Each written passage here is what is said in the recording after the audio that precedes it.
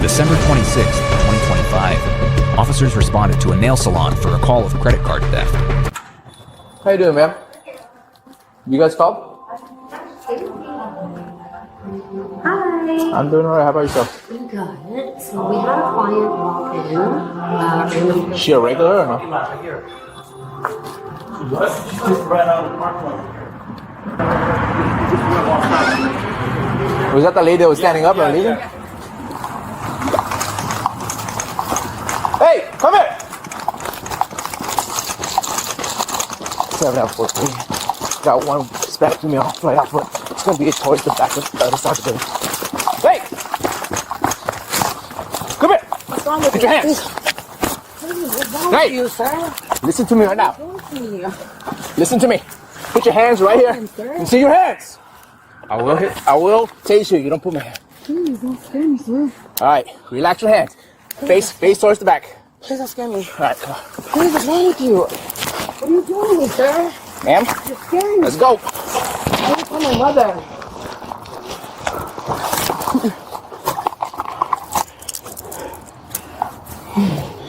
Grab a hand.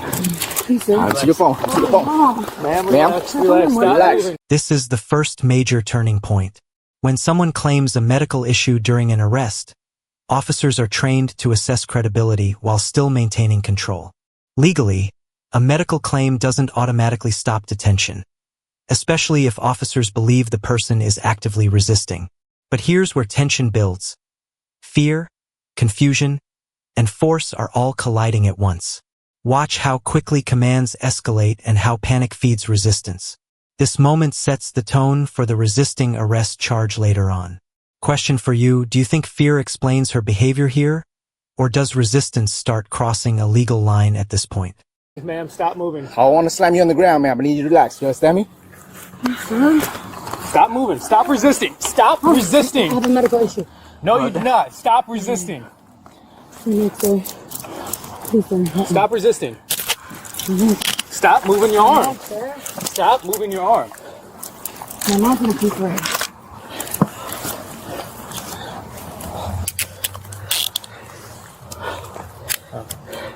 Oh, nice you. Can I call my mom, please? Relax, ma'am.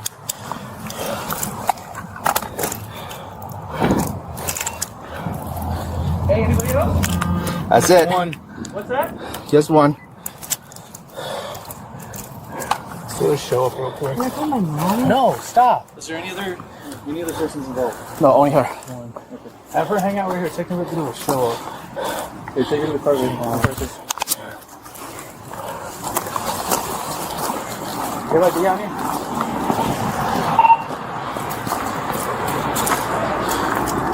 Tie her down real quick and then make sure she has no weapons sitting in the Ma'am, relax, What are right? you doing? I'm just calling my I want mom. to make sure you have nothing on you. Relax. Relax. Stop my mom. resisting. Stop. I don't have anything on me, man. Ma'am, I need you to relax, all right? Stand fast. Don't move. I need you to put your legs shoulder width apart from me, please. Shoulder width apart. You have anything out here? No. Get your camera looking. Yeah. What are you doing to I'll me? make sure you have no weapons on you, okay? Stop playing games.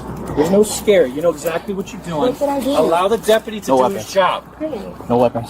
I don't have any weapons. I have no idea. This line right here is crucial. You're being detained, not arrested. A detention allows officers to temporarily hold someone while investigating suspected criminal activity. It requires reasonable suspicion, not full proof. The issue? The subject fleeing when officers arrived. In the eyes of the law, that alone can justify detention, especially during a fraud investigation. But from the civilian perspective, fear can trigger bad decisions. This is where misunderstanding police authority often makes situations worse. Do you think the explanation came too late, or was the suspect already escalating things beyond repair? Like, what in the world's going on? Have a seat. Have a seat. What is going on? Just relax, ma'am. Detained. You're being detained right now. Why? For questioning. When I told you to stop, you took flight, okay? Yeah, but I'm scared because I'm literally, you know why? Stop. Relax. Move your feet. Okay. So my question is, you guys were on a call? They called. You call, right? She said she has an appointment next door for her hair. So as soon as you guys came, she should have walked in there and tell her she walk over here to let you guys know that she's over there. Okay. But her mom or her family paid her transaction. Okay. So what is this about the credit card? I don't know. You gotta ask them.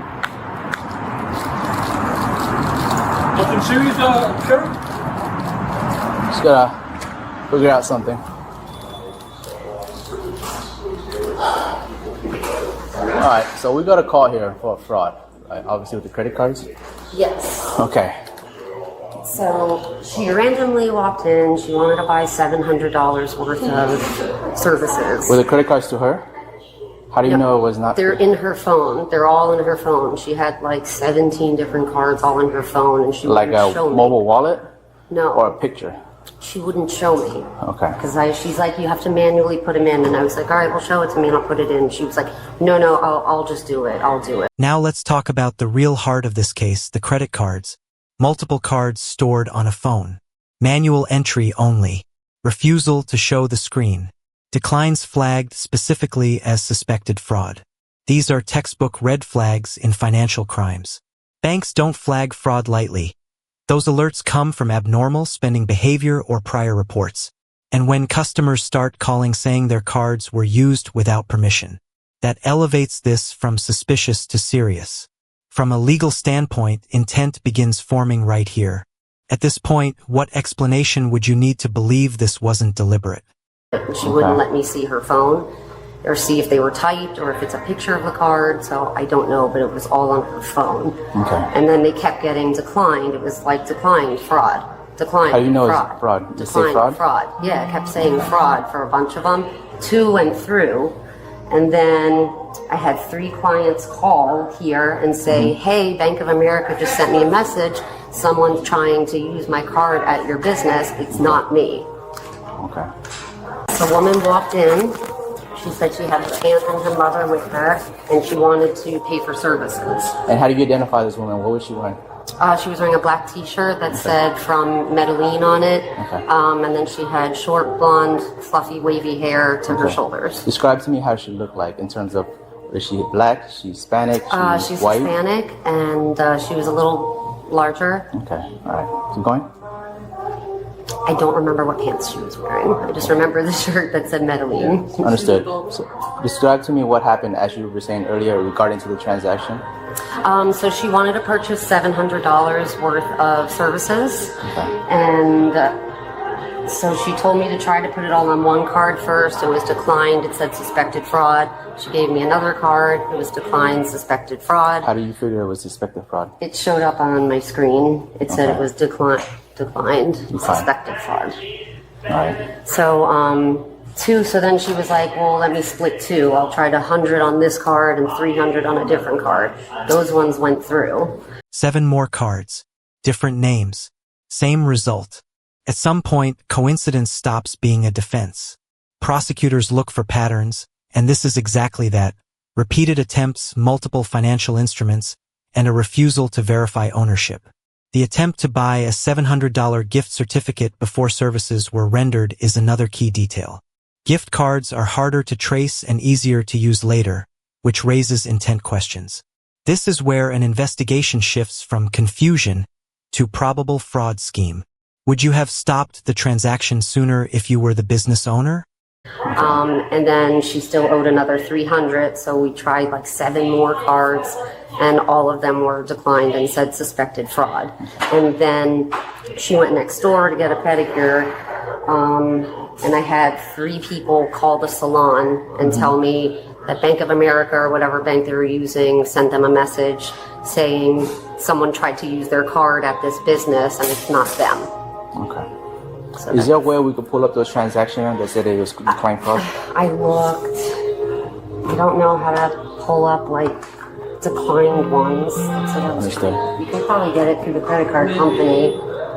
Maybe it's the history. No, because I went through the history. These are all ones that went through. What about the opens? Opens are just, those are ones that went through, but those are ones just from today. Okay. Do you have the phone numbers for the individuals who called you?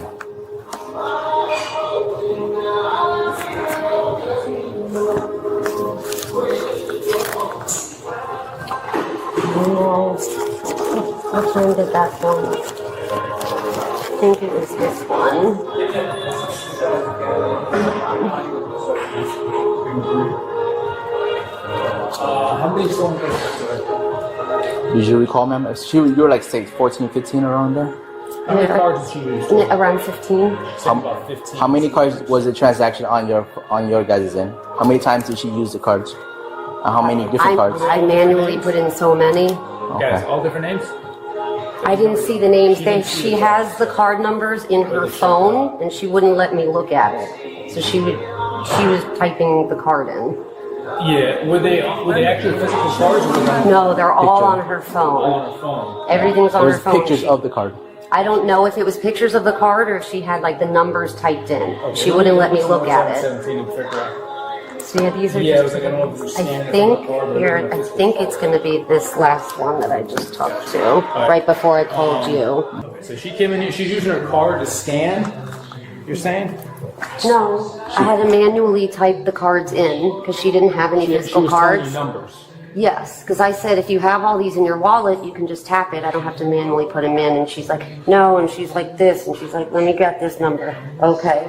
And then she was reading it to me. And then eventually she was just like, I'll just type it in myself. And I was like, well, if you show me the card, I'll put it in. And she was like, no, it's fine. She wouldn't let me see what she was looking at. About 14 or 15 different numbers you typed in? Yes. Did she type in any of herself? Yes. And they all came up suspect fraud? Yeah, except for these two. Those Except two for went through? These two went through, so, and I don't know who these people are. So I don't know if I should refund it, because it's probably not her cards. That's not hers. This is not her? No, that's not her. And those are hers? That's a different client. Yeah, these are the only two cards that did go through. All the other ones were declined for suspected fraud. Here's how the charges come together. Even though only $400 actually went through, attempted fraud still counts, especially when multiple victims are identified. Felony credit card fraud doesn't require successful theft across all cards. Intent and attempt are enough. Add resisting arrest based on physical resistance and failure to comply, and suddenly this is no longer a minor incident. What's striking is how fast small decisions snowballed into felony exposure. This case is a powerful reminder. Panic plus poor choices can permanently alter someone's legal future. How much did she owe? $700 worth of services? She tried to get 700. 400 went through, 300 So it was 300. wouldn't go through. Well, she didn't get anything done. Oh, she tried to pay beforehand. Yes. Okay. She came in and was like, she wanted to get stuff done, but I didn't have enough time. So she's like, I'll come in the morning. And I said, well, I have to take your payment then in the morning tomorrow. And she goes, I'll just buy a $700 gift certificate now and I'll use it tomorrow. So she didn't want to pay tomorrow. Okay. All right, give me a few minutes. We'll be right back. Let's wrap this up. The evidence shows a clear pattern of attempted credit card fraud involving numerous unauthorized cards, multiple fraud alerts, and confirmed victim reports. The arrest escalated due to resistance during lawful detention, resulting in additional charges. Ultimately, this case highlights how financial crimes are detected quickly and how behavior during police encounters can dramatically worsen outcomes. Whether you see this as reckless, intentional, or avoidable, the legal consequences are very real.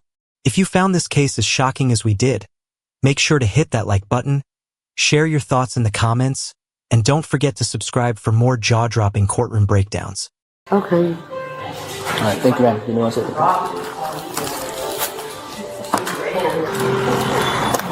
The woman was charged with felony credit card fraud and resisting arrest.